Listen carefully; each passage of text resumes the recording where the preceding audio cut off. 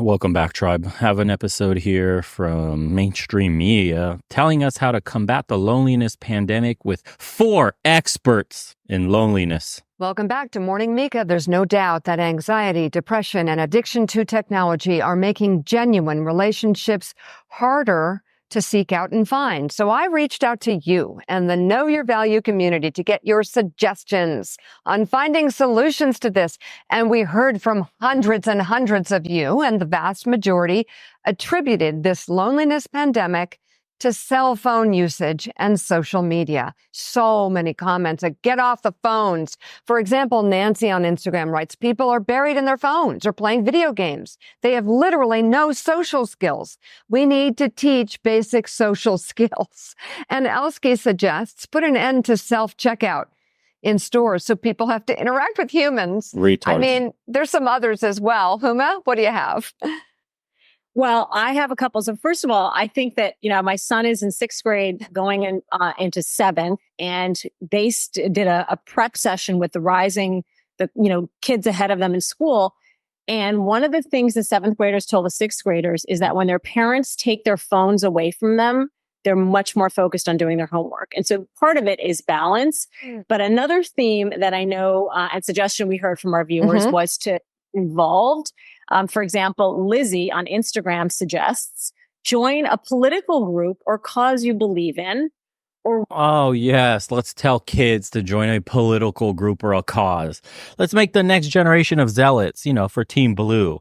Let's get them in those programs immediately to get them indoctrinated into a thinking that will be hard to dig out of until the world around them crumbles out in the real world where their ideas will get challenged. What a joke. Let kids be kids. Take away cell phones. Take away video games. Take away tablets. Take away computers. Kick your kid outside. Instead of grounding them inside, you have to do reverse grounding these days. It's so ridiculous. Like a kid's punishment today is taking away electronics and making them go outside to play. How insane is that? Be an active parent. Sorry, there's no choice. You may have to work crazy long hours. You're coming home tired. You have to make time for your kid. You have to come home. You have to take them fishing. You have to take them to football games. You got to make sure they're in the Pee Wee League. You got to take them out, go play tag, go do something with your kid. Go walk by the river, go in the park, go on the playground. You have to be active in your kids' lives. Simply being a lazy parent, and this is going to piss a lot of people off, but shoving a tablet in front of your kid so you can relax and not have to pay any attention to them is the wrong way to parent. And you're going to set yourself up with a kid that literally his brain is wired for short-term addictive pleasures. So when you take the tablet away, they have a panic attack. They freak out. They start to punch holes in walls. They start to lash out. They get aggressive. Their grades are low in school. They can't pay attention to a lecture over 5 minutes. Like, you're setting your kid up to fail when you stuff their brains with low value, highly addictive, short-term dopamine hits. Think of TikTok brain. People were already antisocial before all this stuff. There's a famous picture of people on a bus or a train, and on the left, it's like 1920s where everybody's reading the newspaper. Literally everybody's sitting right next to each other, shoulder to shoulder with newspapers. And then there's a picture of the modern day where it's just the same exact shit with cell phones replacing newspapers. This is human nature. Yes, technology has played a part, but it's not the main reason. Work for a candidate, volunteer, or join a sports group or groups, art centers, and you'll meet people. Mondi writes, That's nice. Her solution is follow your passions and get involved in the community in ways that fulfill who you are as a person and light you up. If you don't know who you are as a person or love yourself as a person, start there and then follow your bliss. Run as hard as you can toward your calling and then look around and see who's running as hard as you. It's bound to happen.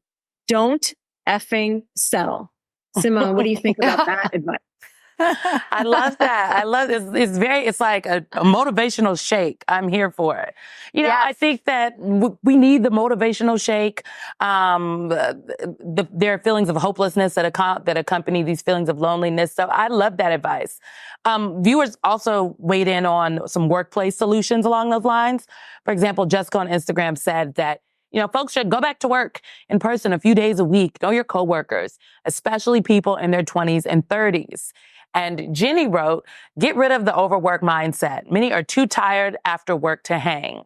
Now, Jen, I agree with this advice. Do you think that's accurate? I know so many people that are like, oh, I just want to zoom in, but people need to go to work and then go out after, hit the happy hour.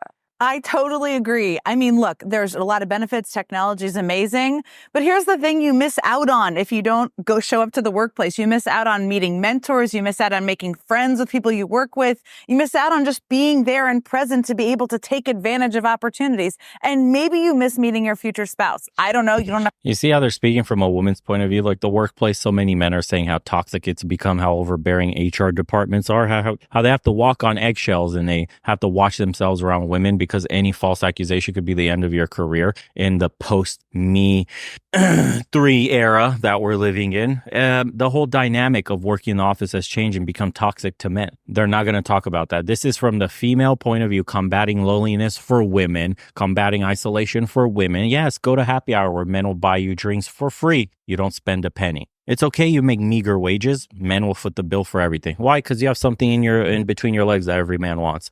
This advice is dog shit if you're a man, especially it's a motivational joke. So I wrote to the guys in the private community about motivation, by the way, what it is and how a man needs to approach that spark of getting something started in their lives if you're struggling. So this will be for the boys out there struggling. Waning motivation, you start shit, you can't seem to complete it. Bumps along the way cause you to fall off the wagon essentially and start back at zero. So this is what I wrote. It's a little snippet for the private community, but I'll share this with you guys watching over here on YouTube. And if you want to join that, links are in the comments below. We have private calls all the time and keep each other accountable and checked in, or how the young ones say, locked in. Okay, so waning motivation. This is the thread. As you all struggle in the daily grind where you're finding the emotional rush and excitement drying up, causing you to stumble, you need to remember this. Close your eyes and imagine yourself at the finish line of your goals vividly.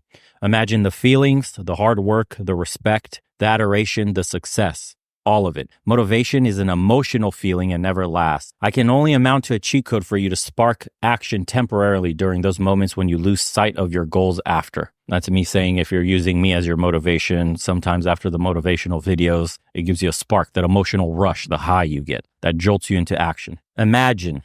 After stumbling a bit, remind yourself why the fuck you're here and why you're trying hard to escape what you dream of becoming. Meditation isn't simply clearing your thoughts. Meditation is making your vision of yourself crystal clear. Imagine and meditate daily, even if it is for a few minutes, on exactly who you are becoming. When you look in the mirror, you shouldn't even see yourself as you are, but who you will be. Burn this deep in your mind. Do this and you won't need cheat codes, motivation, or any external triggers. This is the secret to everything in this world. Everyone operates on emotion with no clear image of their goals. The emotion subsides and so does their will. Don't chase a feeling. Chase the vision. Working that high-powered job, owning your own business, being in that sharp suit, taking your shirt off and women staring with their jaws dropped at your abs, the fancy cars, all the women, the respect, everything. In the future, you're already there. If you just do today what has to be done, regardless of how you feel. There's no emotion in this, just pure action. Luckily enough, you are a man of action. This is what they mean when they say, do you want it bad enough? Eating, sleeping, and breathing your vision until you arrive at that day in the future. Build this clear picture in your mind, obsess over it, and your success is guaranteed. I promise you this is the Holy Grail secret. It really is that simple. And honestly, it is. It's only hard when you don't convince yourself. Stop. Have faith in yourself. The path does not need to be paved and well lit till the end. You just need to put one foot in front of the other. And then I wrote, P.S. Once you read this, take some time out of your busy lives. If you're struggling, build that vision, make it crystal clear. Imagine walking an entire day in your shoes of your future self, from when you open your eyes in the morning and detail the very first thing you see till you close them at night. And what I mean by that is you have to invoke these emotions simply by imagining who you'll be in the future. Open your eyes in the morning, imagine the chandelier, imagine the bed, imagine the woman, imagine how the sheets feel, your pillow. Imagine taking that step off. Use your imagination, harness what you had as a child, that vivid, bright imagination, and walk yourself in your mind through your entire day of your future idealized self. That needs to invoke, you need to be getting like goosebumps thinking about that shit. It needs to invoke an emotion in you. recall that event, that moment, that feeling when things get tough. That's what discipline is. Okay. Motivation is simply me speaking. Perhaps this video, perhaps this exact snippet is causing that spark of emotion, aka motivation. And now it's pushing you into action. That's great. But in order for this to sustain itself over the long term with whatever obstacles come your way, it needs to transform into an internal mechanism of action. And the only way to do that is by conjuring up that crystal clear, vivid image of who you're about to become, should you do every day what you need to get done. That's the power of everything in this world. I'm telling you, all the self-help books, all the psychology books, everything, it all starts with this thinking. A lot of you don't have that goal crystal clear in your mind. When you look in the mirror, you see who you are instead of who you could be. You have to delude yourself a little bit. You do have to be, in a funny way, delusional like the other side always is, because that's the only way to power through all this. And it's not delusion, essentially. It's self-realization, because it's only delusion when you don't act upon it and you just think it'll fall in your lap. If you're putting actionable steps every day, it becomes self-actualization. Now let's go back to listen to all this bullshit. Snip this part if you need it. Save it on your computer. Remind yourself when times get hard. This is a little snippet for the boys over on YouTube. Some of the things that we're doing in the private community, little thoughts I have that I share with everybody. Now let's listen to 4 leftovers talk about loneliness and isolation in the modern world. Enough to meet them at work, but I totally agree with that point. We had a couple more things from viewers. So many of our viewers said communication is key if we want to fight this loneliness pandemic. No question about that. So Carol on Instagram wrote, we have to talk to young adults and educate them on what's going on. And Kelly said, we can fix it by listening. How are you? How is your day? The most underrated question ever. Such good advice. And Karen had an idea too. She wrote, girls need to start asking boys out. Boys are immature and even more so after COVID. I am just going to say this is such good advice. It doesn't have, you're not proposing to them. You can say, let's have coffee. Let's have a drink. Let's go grab dinner. It doesn't have to be overly formal. Women, take opportunity. Seize the reins here. Walk a dog. But Mika, I know, whatever. Mika, what do you think? I think that has to happen. We got to move forward here. I also think people who have the ability to be leaders on this. So like one of you read advice from a viewer about getting involved in political campaigns or community things. Guess what? A lot of those things are online. They're remote. So it's like if you run a community organization, be a leader and require the community to show up, because we got to get people. And I say this to companies and places where people work, bring them in. Come on now. I think hybrid is the future. You got to have some in person. Mental health, of course, is a huge aspect of this. And I heard from 2 therapists. I want to close by sharing. The first therapist I heard from is Joanna Kaminsky. I actually know her. So she texted me and she said this: the subject of dating is super complicated on so many different levels. Yes, young people are feeling lonely and disconnected, but often they don't understand themselves or don't want to feel uncomfortable. What could be done? Join more community-oriented systems. Have your eyes open. Get out of your comfort zone. That's a big one. Talk to others. Stop obsessing about what is happening on social media. Be uncomfortable.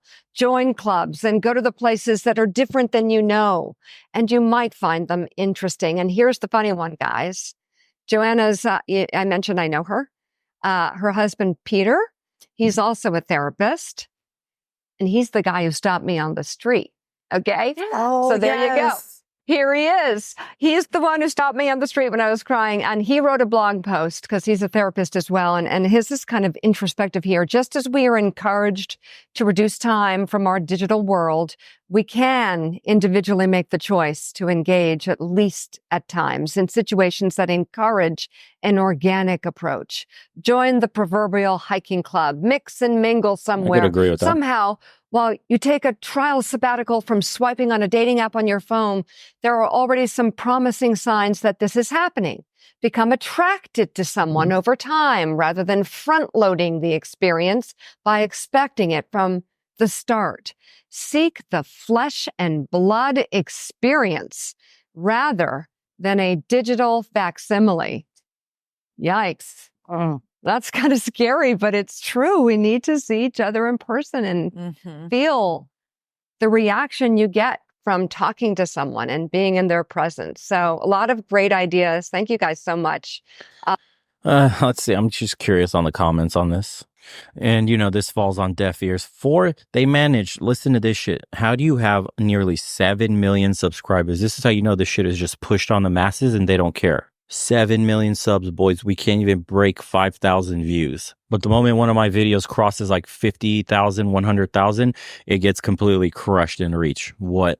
Okay. Nothing like a bunch of 40 to 50-year-old women to tell teenage boys they're immature and should change. Before the internet and cell phones, there were things called books, magazines, and newspapers that people would read alone or in public. You wouldn't bother someone reading. Introverts are not new. They're on cell phones now. A bit ironic that they're having this discussion remotely, isn't it?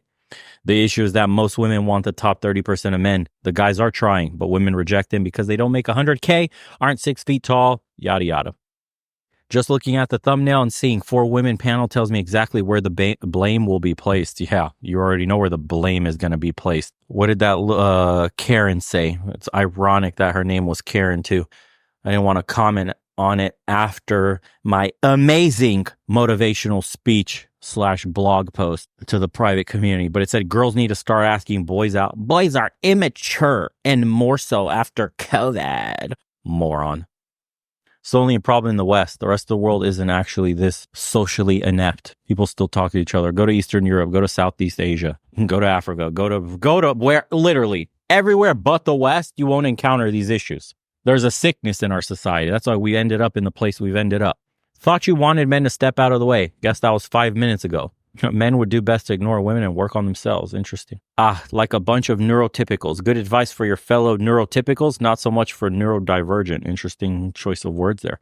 Stop watching MSNBC and your life will be great. That is a perfect one to end on for this episode. And we'll see you guys on the next one. P.S. Let me know what you think of the speech. And join the community if you haven't. We'll see you on some private calls. Get your life together. Achieve some freedom for once.